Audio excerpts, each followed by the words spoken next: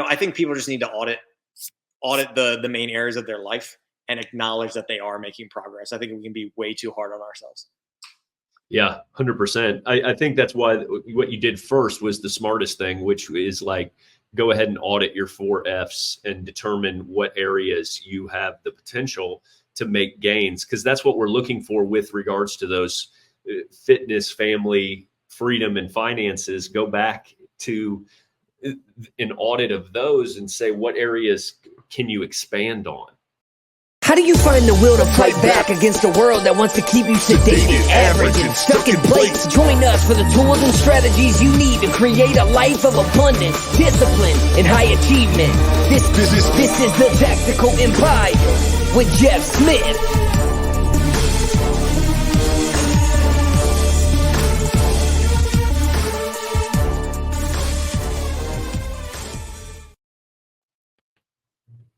Welcome to another edition of the Tactical Empire. Today I'm joined by Sean Ryder. How are you, man?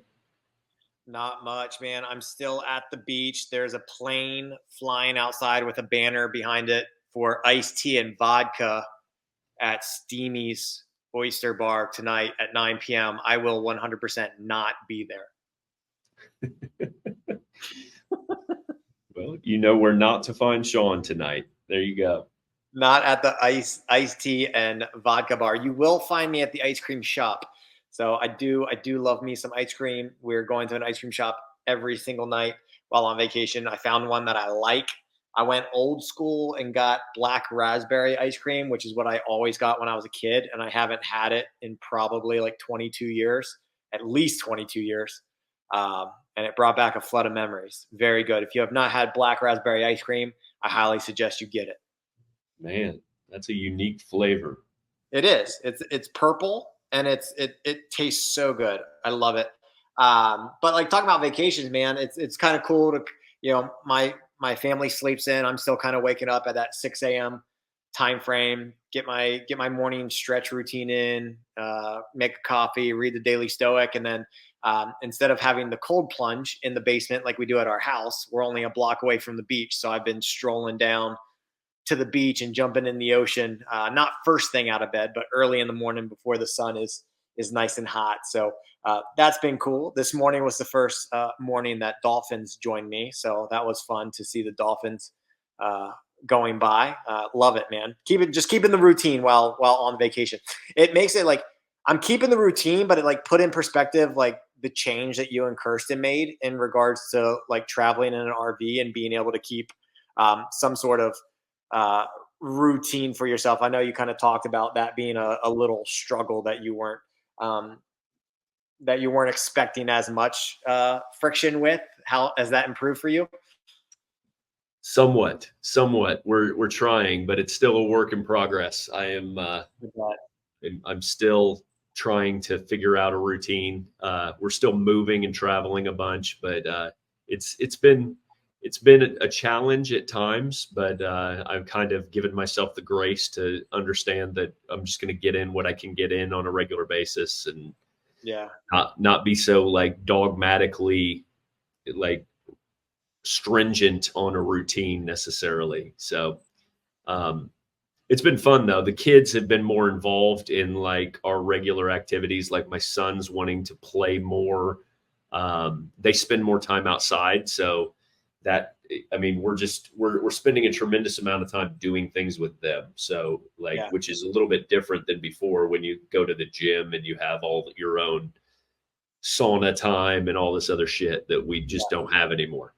Yeah. So now kudos to y'all. I like my routine. I like my daily schedule. So I do love a good trip. I do love a good vacation, but I'm not yearning to be back home, but I will be happy when I'm back home and settled and back in my routine and can walk my dogs in my own neighborhood without them getting these little balls with thorns on them on their feet from the beach grass or whatever the hell it is around here. So I am a creature of habit. From a macro level, I'm a creature of habit, but on a micro level, like my days, I can change my days around last minute. Anytime. That's what I think control of my schedule is all about. But I like consistency with built-in flexibility. So that's not the topic for today. So I'm going to do a hard segue difference. And I'm actually going to bring forward a question that one of the men in the inner circle, one of my one-on-one clients, asked me when I did my weekly check-in with him. I said, hey, is there anything kind of like, is there anything struggling right now? Is there anything keeping you up at night? Is there anything that you need my help and guidance on? And he said, what questions do you ask yourself to figure out what your next step is or was? While I know I need to focus on like rebuilding my business back to its better levels and making it a little bit more autonomous than what I have in the past, I can't just focus on that. So that's an interesting line that he said, like, I can't just focus on that. So I think I need to work with him on that kind of thought and statement that he made. He said, I have to keep exploring and digging at the same time. But I realize what I want to avoid is starting something new before bringing my current business back up to the other point. I also don't want to start something new that's wrong. So he said, what's keeping me up in the middle of the night is not knowing what I'm going to do next. I have to think about how to provide opportunities and find the thing that will make me forget about the squirrel or the lady in the red dress, so to speak. So I think the overview here is like, how do you figure out next steps? How, especially if that next step, if you think that next step has to be something outside of what you're currently doing. So let's kind of hone in on that situation, because I know that's kind of like one type of avatar. An easy answer is, hey man, you got to build your business. So that's what you're going to focus on. You have to be okay with it for the next 90 to 180 days, however long it takes, because that's your golden goose. That's what's putting food on the table. But let's just talk to the person that understands they have to do that, but they still have this itch to do something or learn something or accomplish something outside of that. How would you how would you approach coaching this person through that question? Well, I would wonder what they're using their time for, because if they think they have all this time to dedicate to something else, then why are they not optimizing their time in their business? Meaning, like, there's always skills to gain. There's always improvements to be made. Like if you can improve on your skill set, you could push your business to the next level, whether it's being able to run ads more efficiently, writing better copy, being able to be more engaged with your email list. There's always more to do there than pursue these other pursuits. So I would be curious as to how they're spending their time, because it sounds like they're antsy and they're bored because they feel like their business is just going to come back on its own with time. Yeah, I like that answer, and that's a tough question to answer without knowing the context of that person's individual situation. But I agree with you. And the thing that I didn't want to just send back in a simple one sentence text message was, well, you kind of gave yourself the answer. Like, your business isn't there, so go focus on the business, get it there, to where it needs to be, so you can be autonomous and stop worrying about it. And I think an easy answer would have been like, you're worrying about something you shouldn't be worrying about. But that doesn't.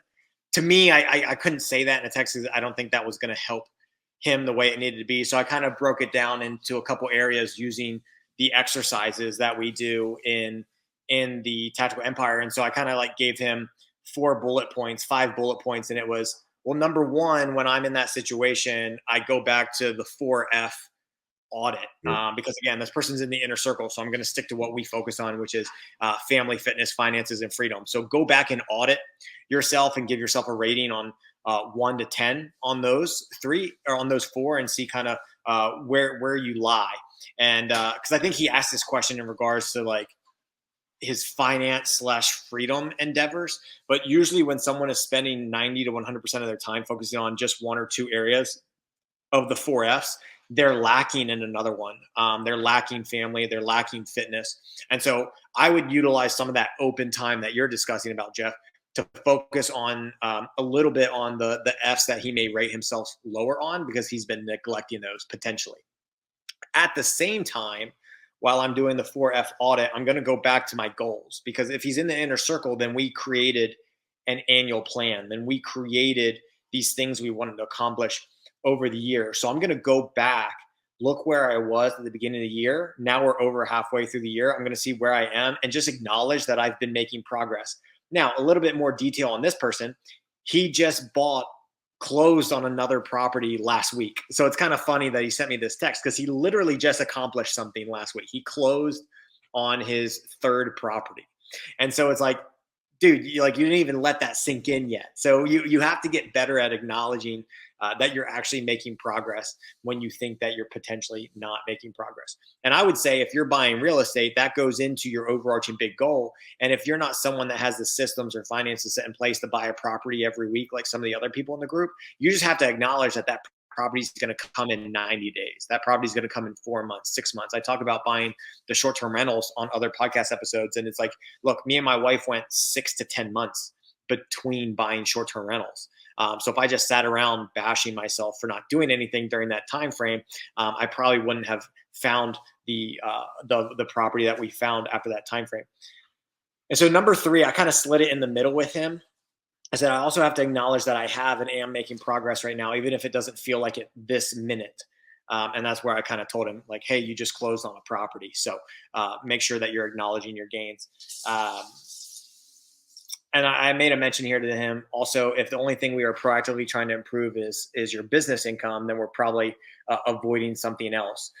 So make sure you go back and look at the areas that you may have had goals in that you haven't been making progress on. So the last thing I told him was I also want to acknowledge that while I do my homework and do my work, I know that the opportunities to me, they feel like they come at random times. So at the end of the day, they're not random because I'm always doing the work. I'm always doing the homework. But I know it's going to be at like this weird random time where maybe I haven't looked at properties for 3 days and then someone just sends me one, or I just kind of move my cursor on. Like that's how I found my first short-term rental. Was I was looking at a very specific area and I got bored one day and I just moved the geographic region a little more to the west. And then I found the first short-term rental that we bought, and it turned out to be a really good property. So, I think people just need to audit the main areas of their life and acknowledge that they are making progress. I think we can be way too hard on ourselves. Yeah, 100%. I think that's why what you did first was the smartest thing, which is like, go ahead and audit your 4 F's and determine what areas you have the potential to make gains. Because that's what we're looking for with regards to those fitness, family, freedom, and finances. Go back to an audit of those and say, what areas can you expand on? And you should be able to expand on any. I mean, sometimes we've pushed ourselves to the point of like exhaustion with regards to finances or working, or we're waiting on something to go through, whether it's a refi or something with regards to financials. And we've done all we can physically do that's within our power. Then maybe you go back and you look and say, hey, am I being a great father? Am I being a great husband? And like, you just shift your focus to those things and look for expansion in those other areas. And then things fall into your lap, like you're talking about, like where you're not pushing so hard, you're not forcing the issue to try to eke out another $1,000 a month or something like that. And then you shift focus, you go spend more time with your kids, and then the opportunity arises that you've been waiting for or whatever, right? And so a lot of times, sometimes we can try too hard and get too focused on forcing something in our lives that we end up getting unintended consequences from that. And the diminishing returns that you spoke of and things like that.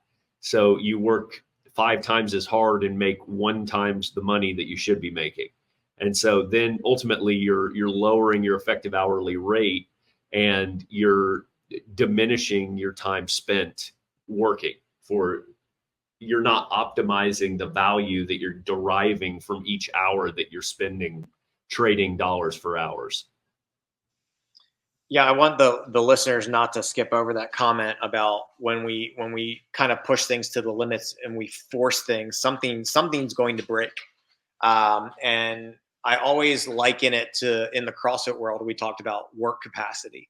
And it was like, look, you only have a certain amount of work capacity. My work capacity is going to be different than your work capacity, which is why our training programs are going to look slightly different, even if the movements are the same. Our time domains or the weights will be different. And if you constantly work outside of your current work capacity, day in and day out, you're going to break because you can't handle it. The same premise occurs in life, right? If you're constantly constantly trying to push the envelope with your business income, constantly trying to push your team to improve their metrics and move the KPIs and set new quotas to all-time highs. And at the same time, you're trying to do all these things at home. You're trying to go to the gym. Like, growth in all areas is unsustainable. So although we're growth minded and we're a bunch minded at the Tactical Empire, like, I talk to my clients one-on-one at the beginning of every quarter. I'm like, look, if we're going to look at the 4Fs, which 1 to 2 are you going to be in growth mode with this quarter? Which 1 to 2 are you going to be in maintenance mode this quarter? And I think in hindsight, kind of talking on this episode and talking to this client and this topic and this text that he sent me, is when you actually have an area or 2 or potentially 3 of the 4 in maintenance mode for a quarter, that maintenance mode, it doesn't take as much work to maintain something as it did to grow it. So this is not a card to get out of jail free to like not do anything. You have to do enough work to maintain. But that maintenance creates space. And that space is when the right opportunity will come in and fill that hole, so to speak.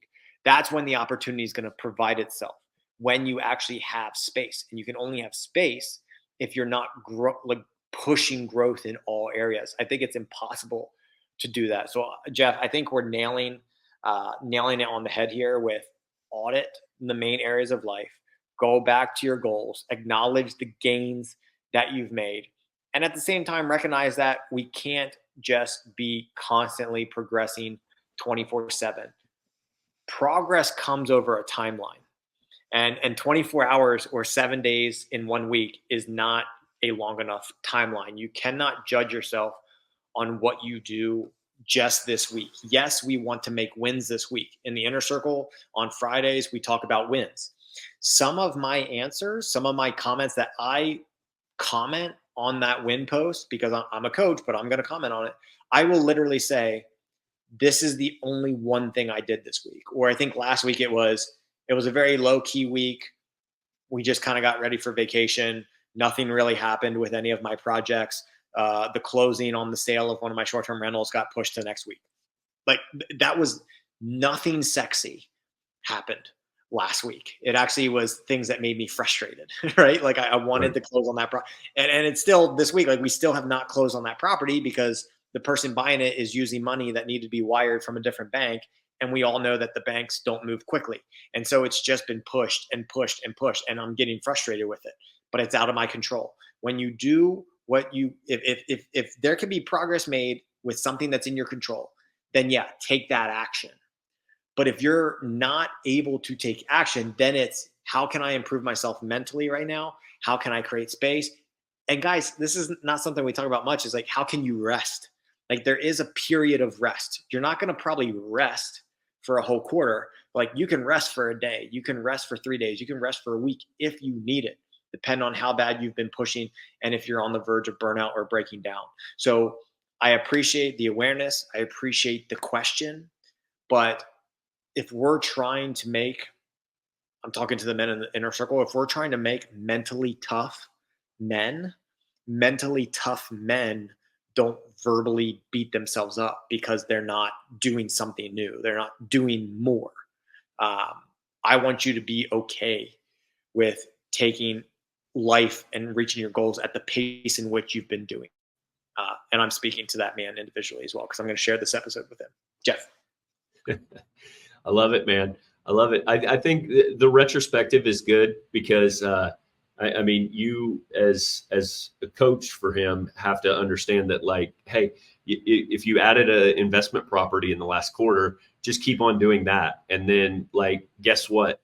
5 years from now, you become a freight train that is unstoppable. Like, you just keep on doing that at that cadence once every 3 months, and 10 years from now, you'll have 40 properties and 5 of them will be almost paid off. And like, you'll just be in a completely different spot. They'll have appreciated, they'll doubled in value by that point in time.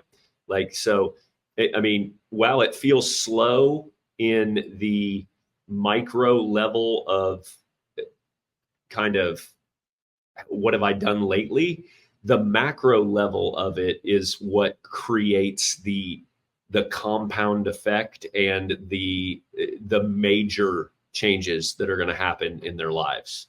And so they can't get caught up in like what happens day to day.